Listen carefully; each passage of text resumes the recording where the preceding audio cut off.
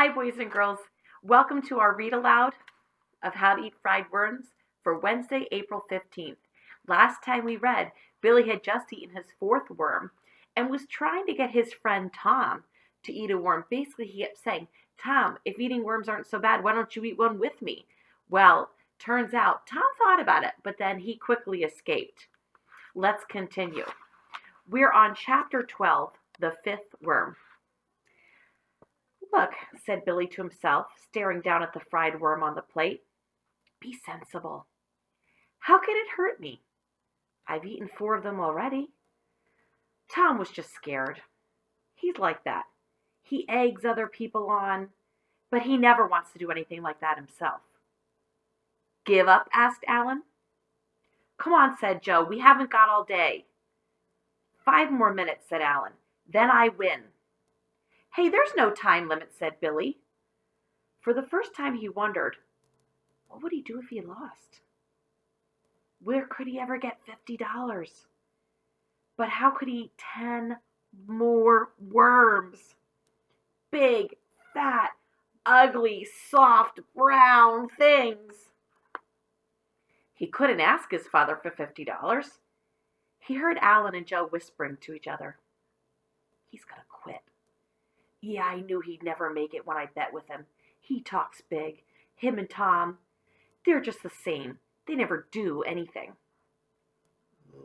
Billy gritted his teeth, glopped on ketchup, mustard, salt, grated cheese, whatever he found on the crate, grabbed up the worm, tore it apart with his hands, stuffed it into his mouth, chewing, and swallowing, gulping.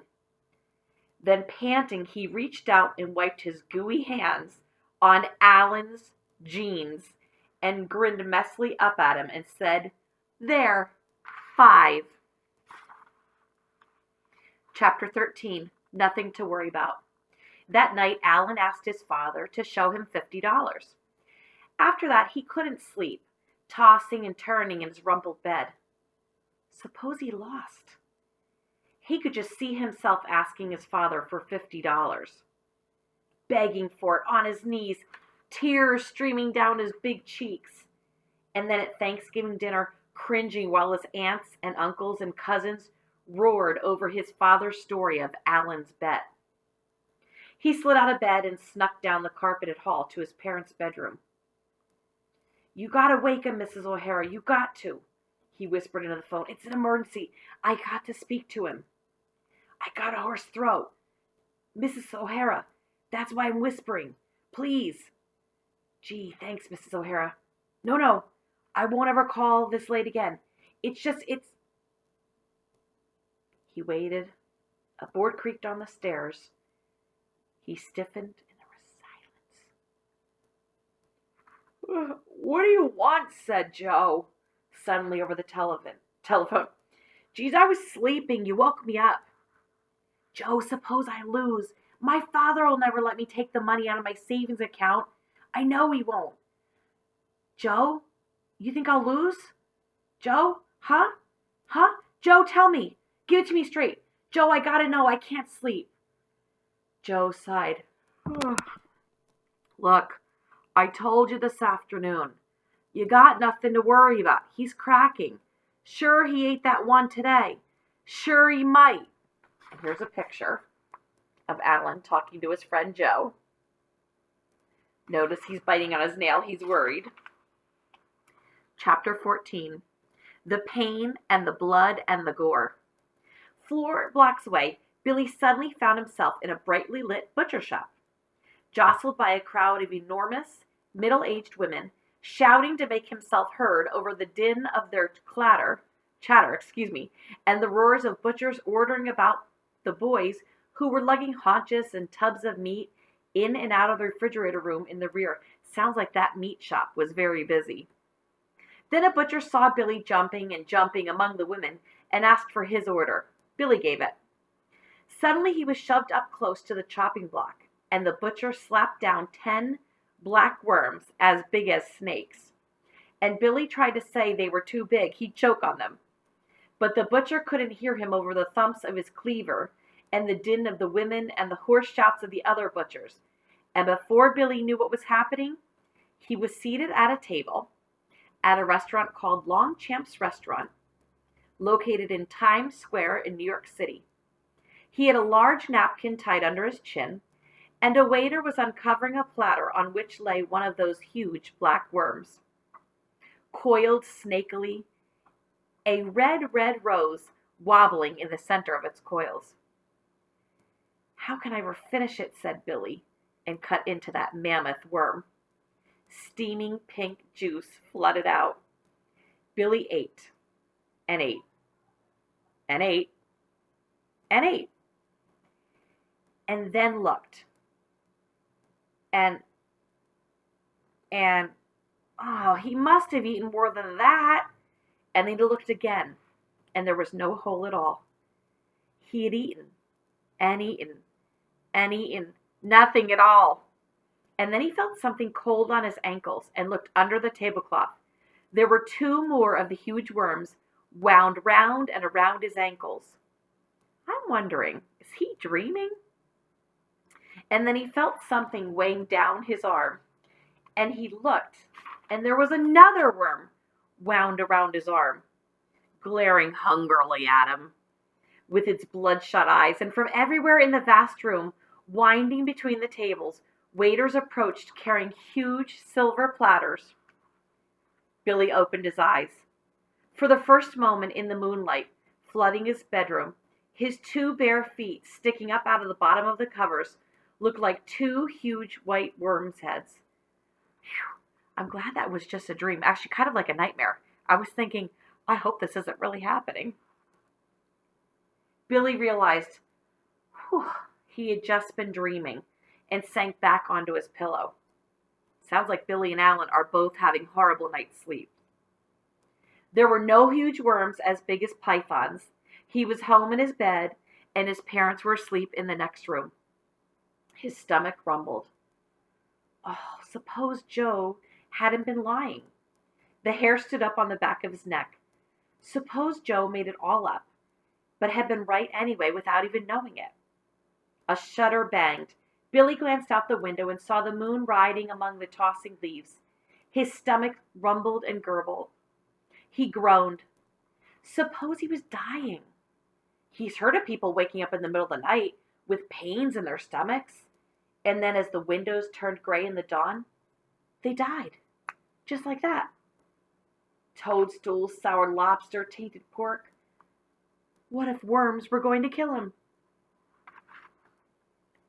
Oh, pain. He clutched his stomach and, groaning, half fell, half staggered out of bed and hobbled toward the door, bent over. Oh, maybe there was a medicine for this, he whimpered. It didn't hurt a lot, but nothing ever did when it began, did it?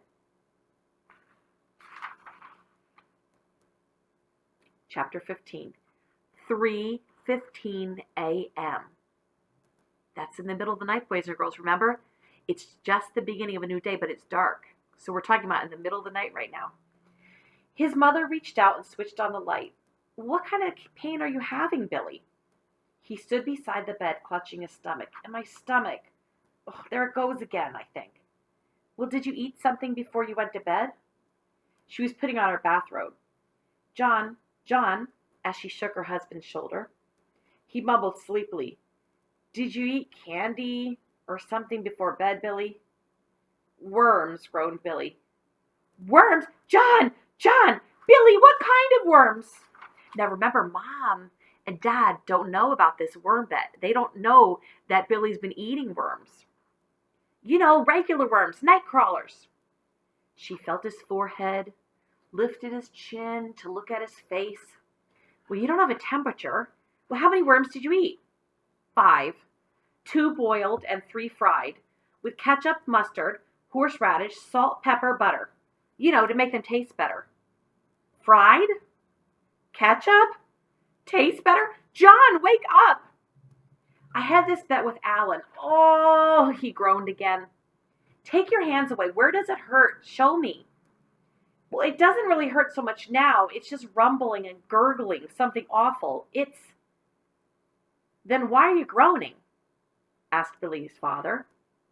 Because I'm afraid it's going to start hurting. Do you think I'm going to die, Daddy? Worms?